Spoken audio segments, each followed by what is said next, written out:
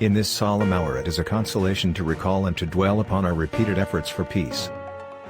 All have been ill-starred, but all have been faithful and sincere. This is of the highest moral value, and not only moral value, but practical value at the present time, because the wholehearted concurrence of scores of millions of men and women, whose cooperation is indispensable and whose comradeship and brotherhood are indispensable, is the only foundation upon which the trial and tribulation of modern war can be endured and surmounted. This moral conviction alone affords that ever-fresh resilience which renews the strength and energy of people in long, doubtful and dark days. Outside, the storms of war may blow and the lands may be lashed with the fury of its gales, but in our own hearts this Sunday morning there is peace. Our hands may be active, but our consciences are at rest. We must not underrate the gravity of the task which lies before us or the temerity of the ordeal, to which we shall not be found unequal. We must expect many disappointments, and many unpleasant surprises, but we may be sure that the task which we have freely accepted is one not beyond the compass and the strength of the British Empire and the French Republic.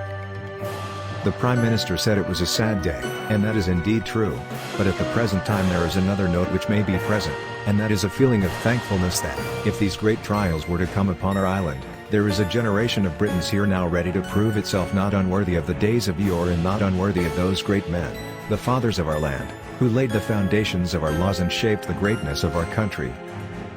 This is not a question of fighting for Danzig or fighting for Poland. We are fighting to save the whole world from the pestilence of Nazi tyranny and in defense of all that is most sacred to man. This is no war of domination or imperial aggrandizement or material gain, no war to shut any country out of its sunlight and means of progress. It is a war, viewed in its inherent quality, to establish, on impregnable rocks, the rights of the individual, and it is a war to establish and revive the stature of man. Perhaps it might seem a paradox that a war undertaken in the name of liberty and right should require, as a necessary part of its processes, the surrender for the time being of so many of the dearly valued liberties and rights. In these last few days the House of Commons has been voting dozens of bills which hand over to the executive our most dearly valued traditional liberties.